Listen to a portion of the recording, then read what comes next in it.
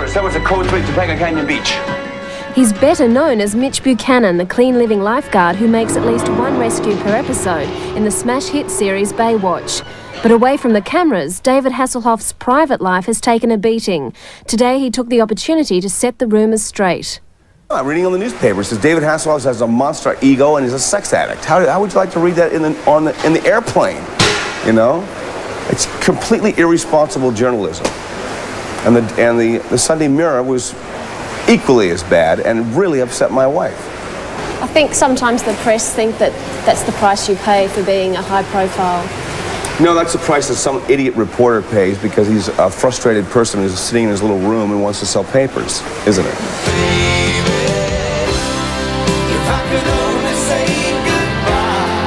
But David's in London not to have a showdown with the press, but to promote his new single, If I Could Only Say Goodbye.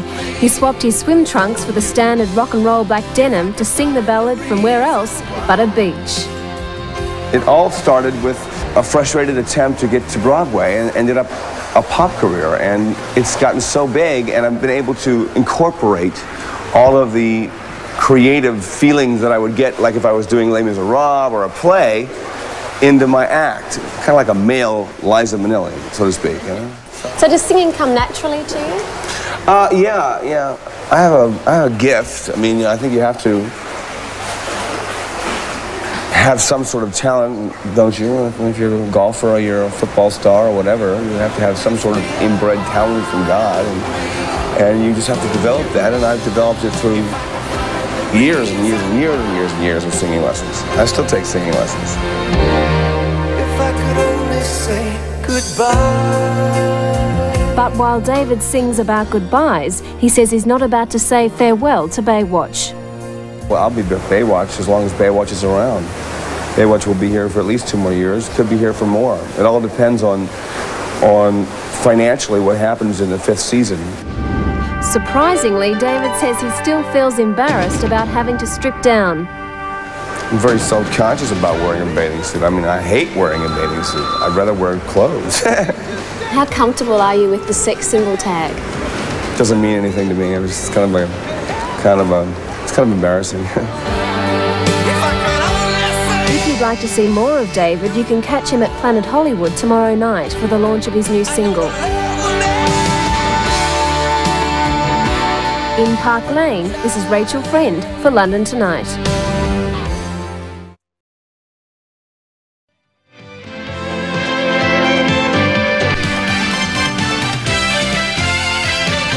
Ladies and gentlemen, Judy Spires.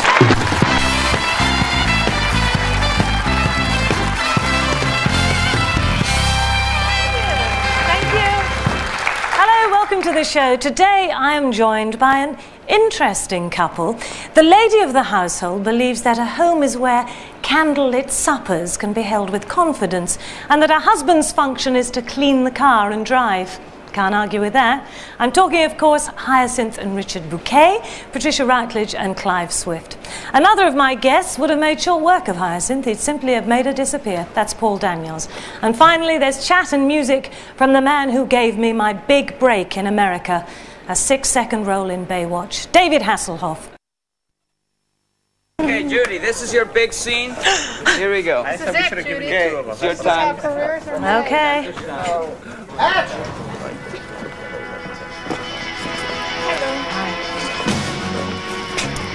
Just sign here.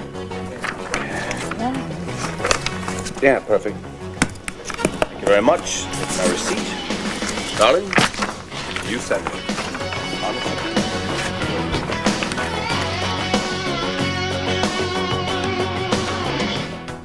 Ladies and gentlemen, please welcome the man who made it all possible, David Hasselhoff.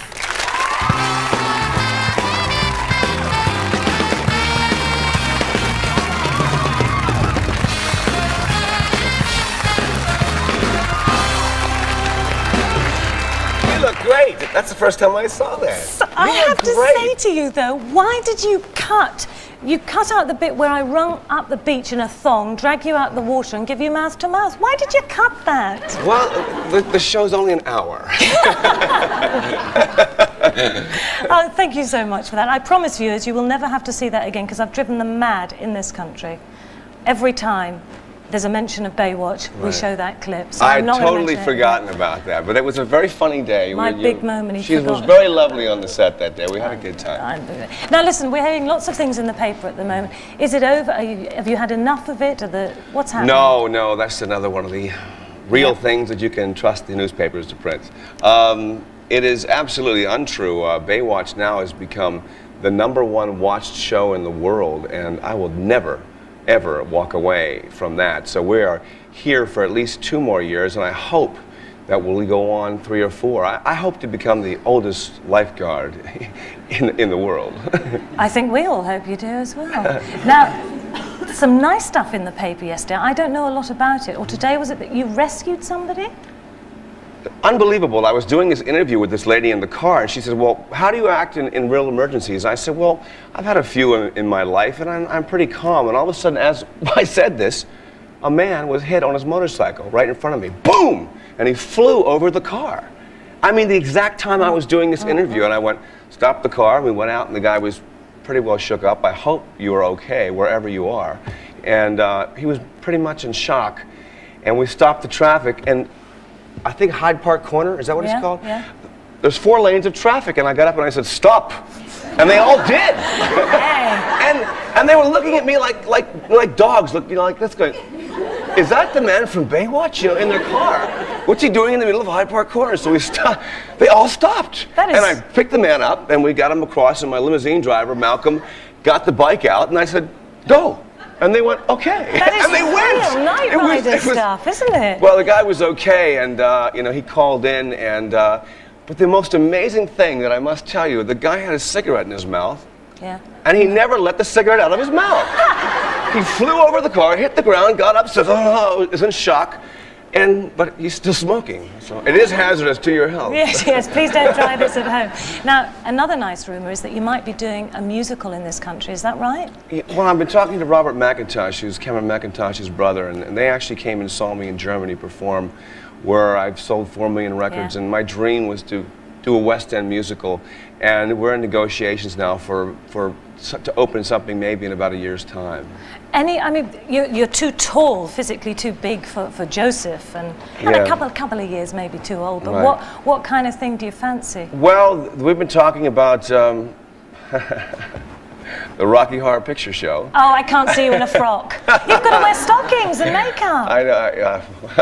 I know, that's why we're just talking about this. Okay, although the role is great, and there was talk of 7 Brides or 7 Brothers, but we're actually developing something very brand new, which I'm very excited about it, where I get to play kind of a swashbuckling singing hero. Oh, right, and Errol Flynn, because didn't I say to you when we filmed, I mean, a lot of people have remarked on your similarity when you've got a moustache. Very first role I got, I actually came in and told them that I was Errol Flynn's nephew, and I lied and it worked. Shall I try that? Perhaps it wouldn't quite work like that. All actors lie. Now, you really want to crack it in this country, the music scene. As you say, you're phenomenally big in Germany. I mean, you were there when the wall came down, weren't you? Right. I sang on the Berlin Wall on New Year's Eve to 500,000 people. It was quite amazing because my single was called Looking for Freedom, so it kind of became a little bit of the anthem that year. Yeah.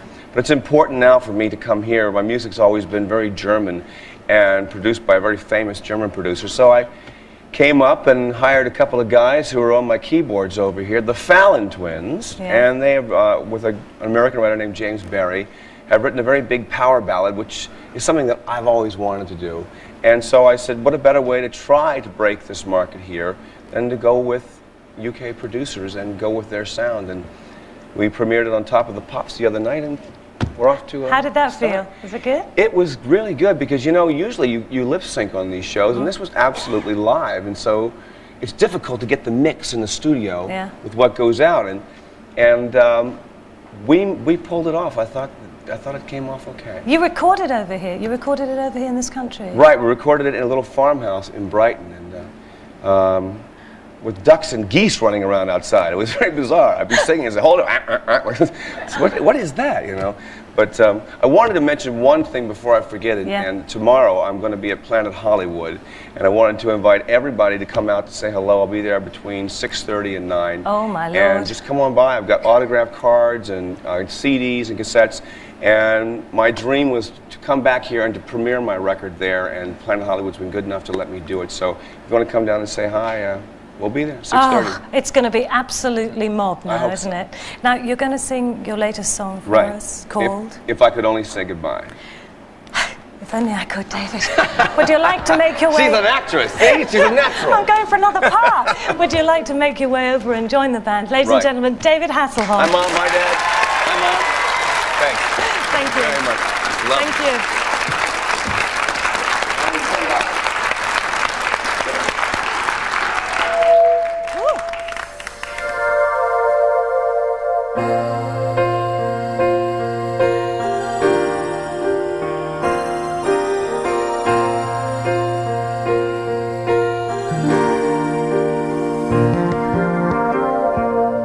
I remember the day you came into my life. I remember how time stood still. You were my lover, my friend, my joy. You were my life. I loved you then, and I always will. How time has its way with things. Look at the changes it brings. Baby, if I could only say goodbye, there will always be a part of me for you. If I could find the reason why, if I could only say goodbye.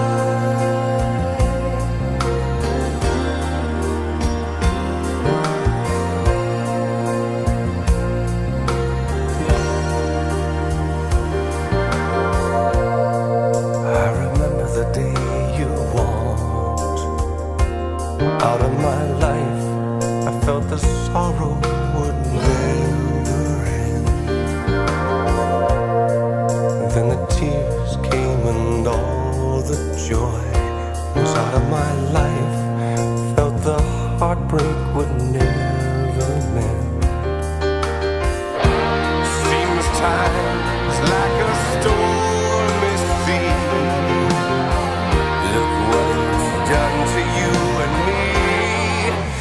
Baby, if I could only say goodbye, there will always be a part of me for you. If I could find the reason why, if I could only say goodbye. If I could only say